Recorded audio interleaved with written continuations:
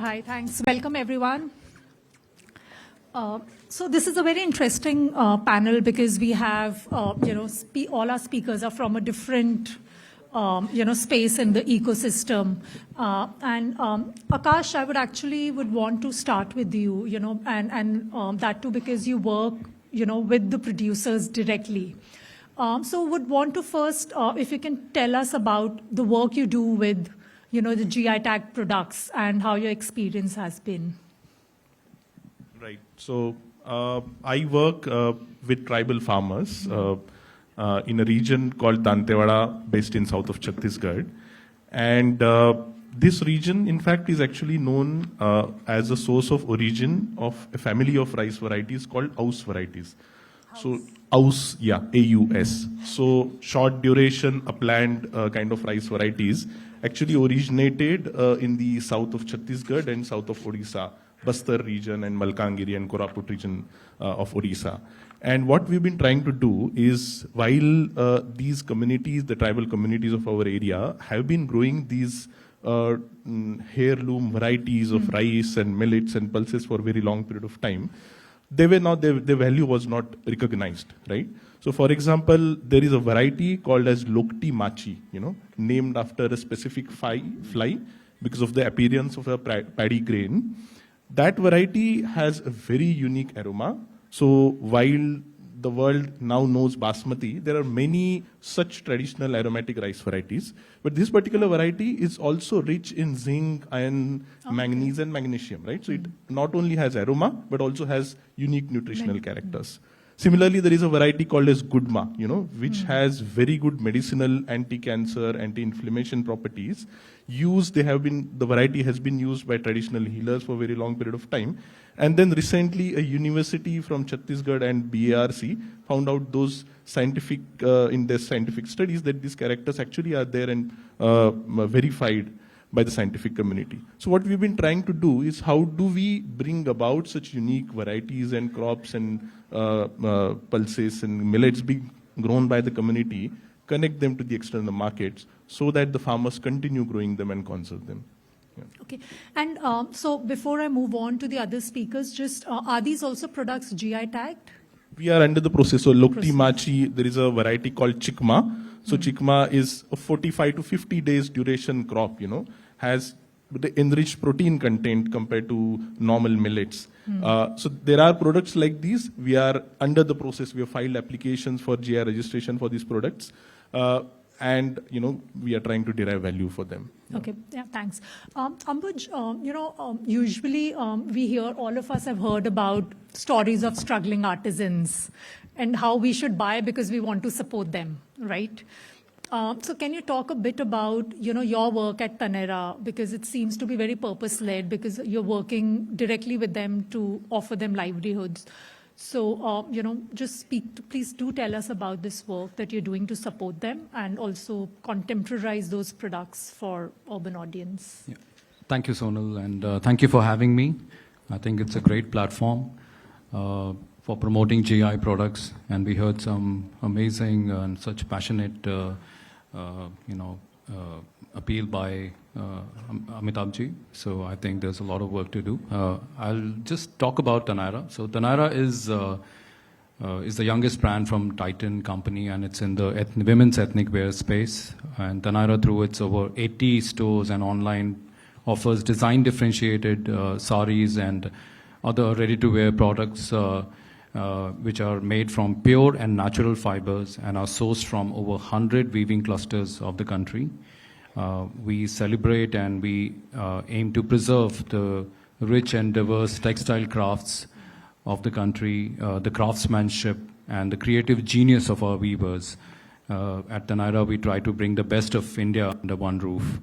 And a lot of these weaving clusters most of them are already GI certified and GI registered. So we are in the process of we have already filed a lot of applications for getting what we sell at Taneira GI tags for those products. And while we celebrate the weavers, we are also aware and mindful of the fact that the weavers are facing many challenges. So whether it is power loom is taking over handloom, synthetic fibers are taking over natural fibers, and then weavers' working condition remains very pathetic. And the second generation of weavers, the next generation, I mean, they don't want to take up this role. And a lot of weavers are also opting out, and because of lack of work. So to address all these challenges, we came up with a program called Weaver Shala. Now, Weaver Shala is a program where we upgrade the infrastructure of the weavers' workplace, and we provide them with safe and hygienic environment for them to work. And also we upgrade their design capabilities through our designers, in-house designers who are graduates from NIFT and NID. Yeah.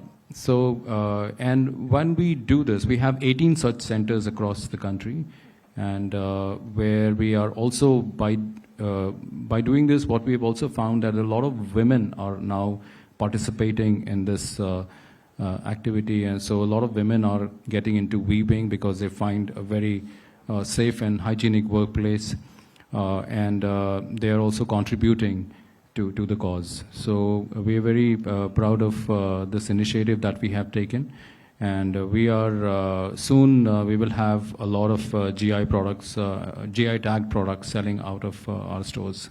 Okay, Thank so you. I believe the products are already there, but only the tags will come. Yeah, and we eventually. source directly from the weavers, and we Weavers, go directly to the origin. Okay. Yeah. Ambuj, there was this video about Weaver Shala. Shall we play Yeah, that? if we can. Yeah? That'll Can be we good. have the video now?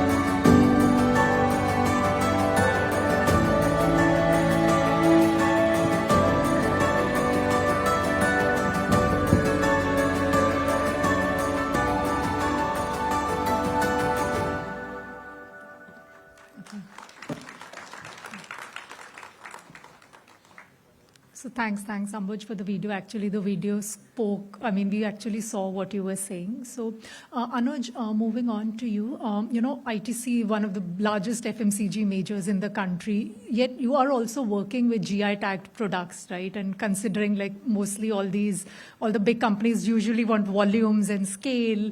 So can you please talk about your journey there? So, hi, first of all, good morning and thanks for having me here. Actually, in the process of preparing for this panel, I learned quite a lot, and that tells that the awareness of GI products, even in lifetime marketeers like me, is extremely low. And I could not help but resonate with the opening address, which was saying that we have to do a lot of marketing, both internally and externally, to spread the awareness. We today do not have any product at the front end which is GI tagged.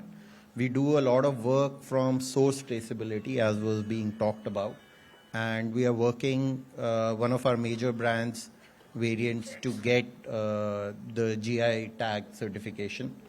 Already for 700 farmers we have applied for to get them certified to provide us. But we do a lot of work in sourcing products which are from a particular region where we have source traceability, and we actually are in the process through our various products to also let consumers do that traceability through a QR code on pack. So I'll give you an example. We have gourmet coffee, which is available in our ITC store and in our ITC hotels, which is a fusion coffee, but it uses Baba Budangari coffee, but we pair it with, let's say, Panama origin coffee, and we do it. So the final product, perhaps in the current rules, cannot be GI tagged because it is multi-origin, but we source. Similarly, one of our big brands under Ashirwad, we have Select Sharbati, and that is where in the process. So while we have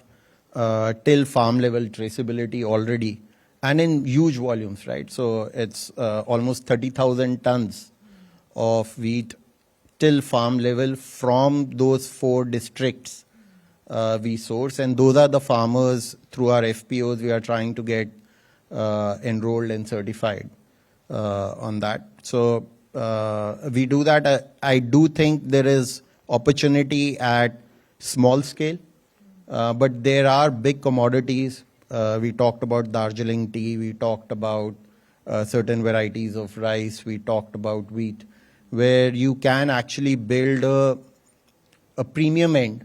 It will not be mass. Obviously, these are one of the intention is to get higher prices, and they do have higher cost of production as well to the farmers in effect, because yields are low, methods are a bit different. So that is the work we are doing. Parallelly, we are working with these farmers over the last 3-5 years to see how we can actually improve the yield of these crops. What are the best agricultural practices there?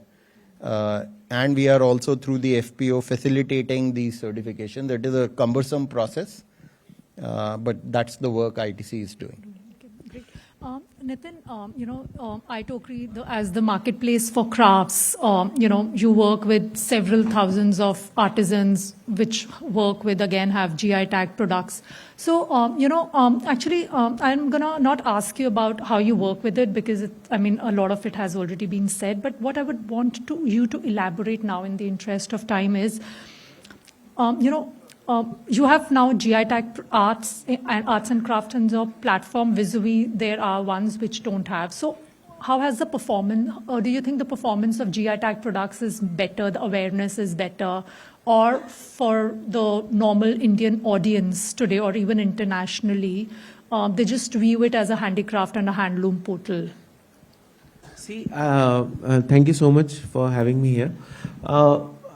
No, I think you're right that it generates a kind of a value, more value to the product, but I don't feel still it is there where consumer is able to find the difference between this and that.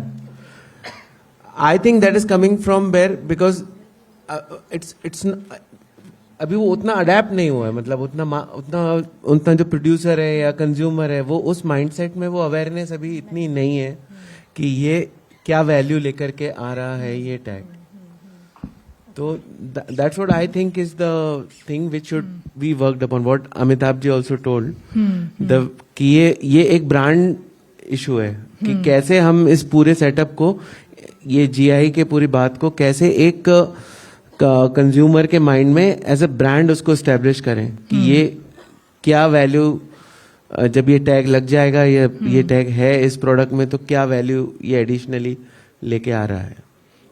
तो okay, so then what should be done? मतलब if for example it is obviously, I mean it would require a certain process to get a GI tag, right? Yes, For yes, artisans or yes. these master artisans. Yes. So what should be then done to, like, one is the whole branding aspect of it. So what more should be done? इसमें मैं in my opinion 2-3 areas हैं जहां पे बहुत strongly काम करने की जरूरत है. सबसे इम्पोर्टेंट एरिया है कि ये ज्यादा से ज्यादा जो जीआई प्रोड्यूसर ग्रुप्स हैं जहां पर ये प्रोडक्शन हो रहा है जीआई प्रोडक्ट्स का, वो रजिस्ट्रेशन लें. जो सेलर्स हैं जीआई टैग, जो सेल कर रहे हैं जीआई टैग प्रोडक्ट, वो जीआई टैग में रजिस्टर हों और अपने वो जीआई टैग प्रोडक्ट को सेल करें. अभी यहीं पे बहुत काफी सारा आई थिंक गैप है इसमें, क्योंकि बहुत सारे लोग जो मिड लेवल छोटे आर्टिजन है, मिड लेवल आर्टिजन है, वो खुद ही, उनको नहीं लग रहा है कि ये अभी मैं रजिस्टर करा लूंगा तो मुझे क्या डायरेक्ट बेनिफिट इसमें से अभी मिल जाएगा. Okay, so the producers themselves are not aware of the brand. Like we do a lot of products. Like Ambuji also said that he's also doing a lot of products, but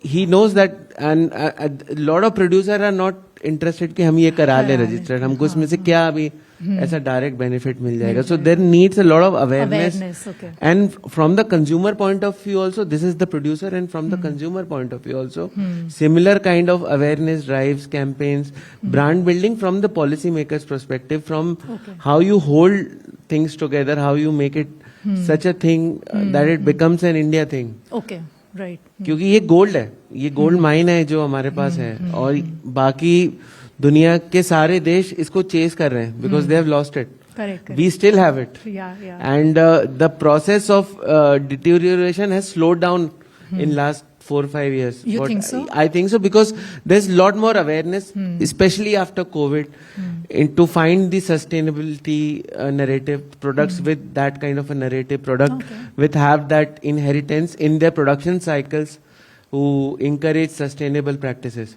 So people, the consumer is little more conscious of what kind of product they are investing products, into. ethically Yes.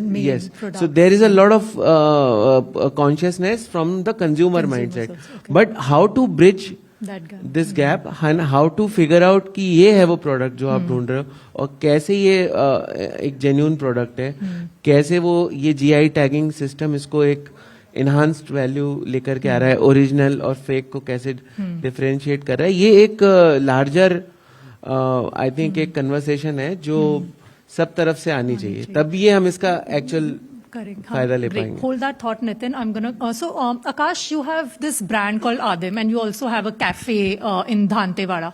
So tell me, like, for a FPO that has these amazing products, how easy or difficult it is for you, for a brand like yours, sitting in Chhattisgarh with the producers, to reach the market, which is primarily an urban market, right? So, and reach out to them, sell your products directly.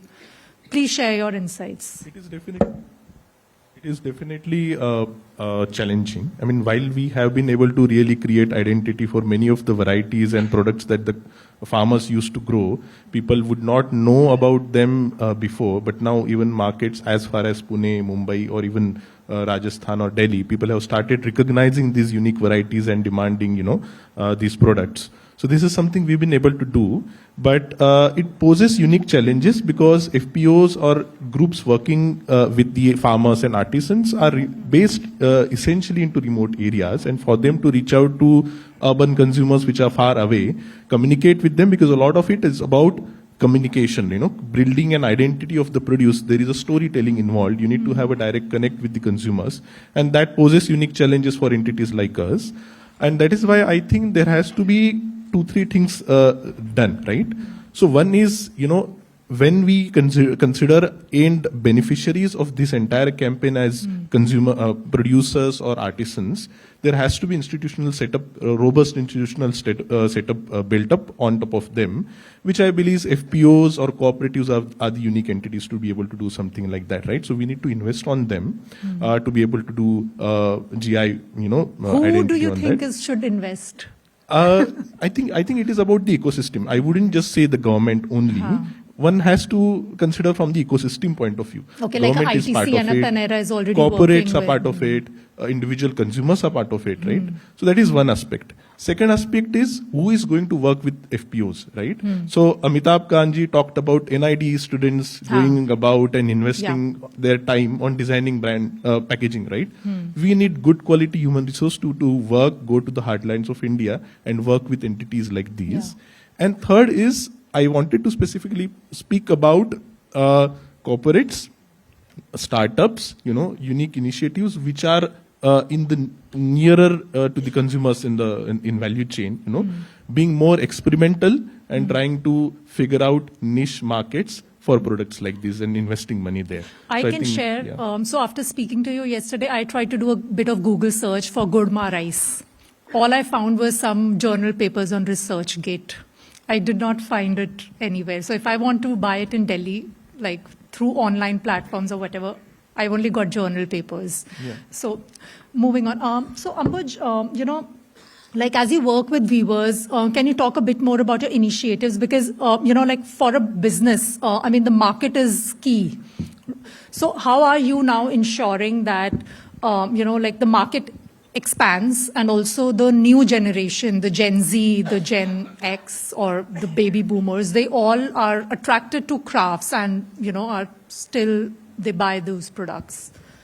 Yeah. So how we differentiate is from other brands and is that Taneira is very design differentiated.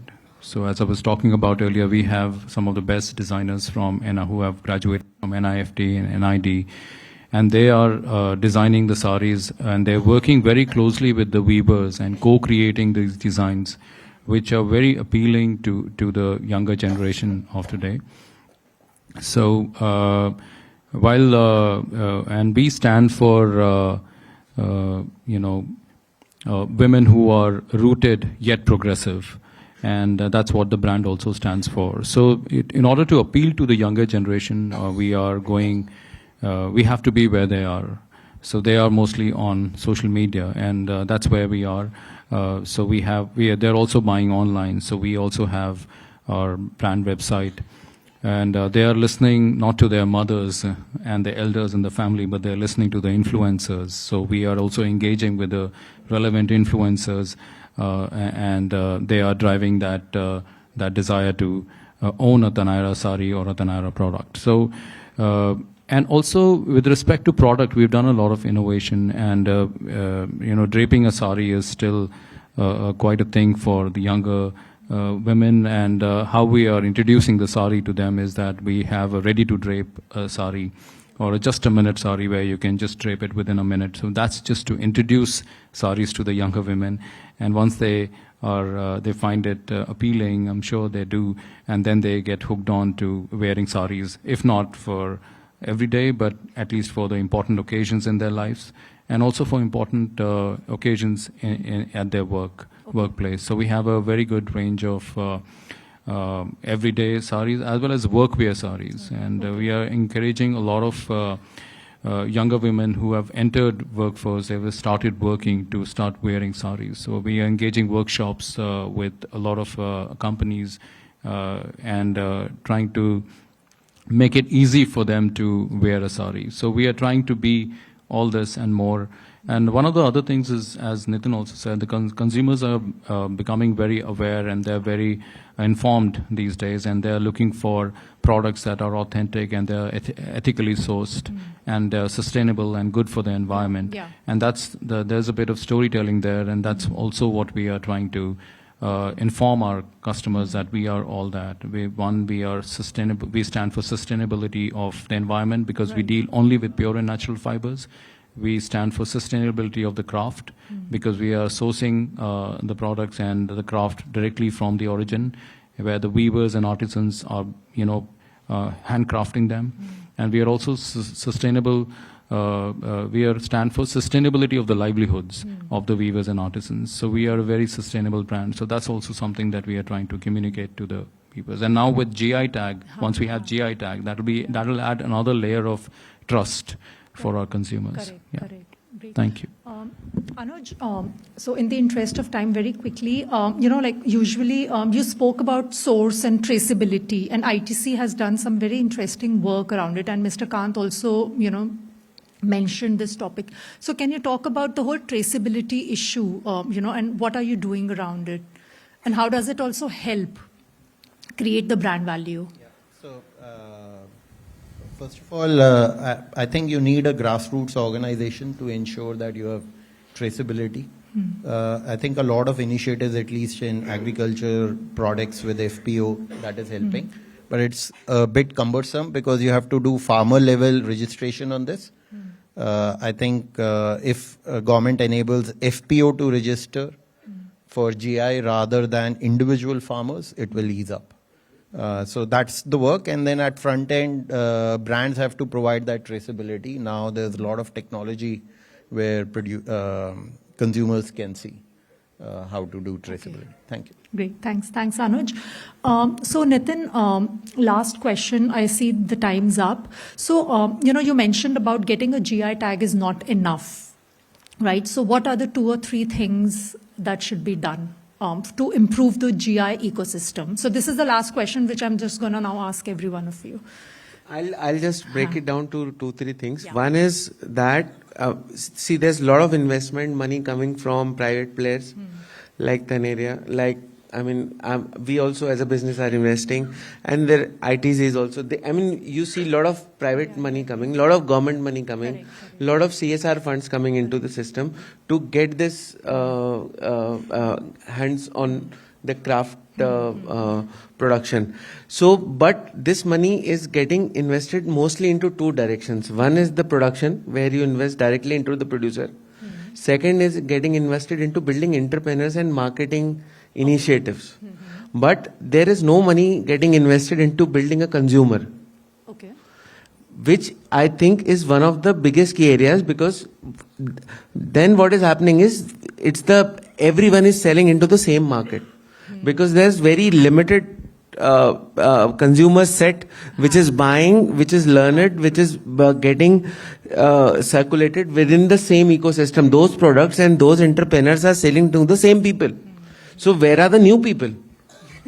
People with money. Unless we have the new consumer trained, invested and trained, this whole ecosystem is not going to go bigger. So creating new demand. Yes, and that's where the GI system, GI tagging comes up as a brand proposition, where you build a handmade and artisanal product brand on a global level, saying that this is the specification, this is the unique proposition of this particular product. Correct. And you build upon it.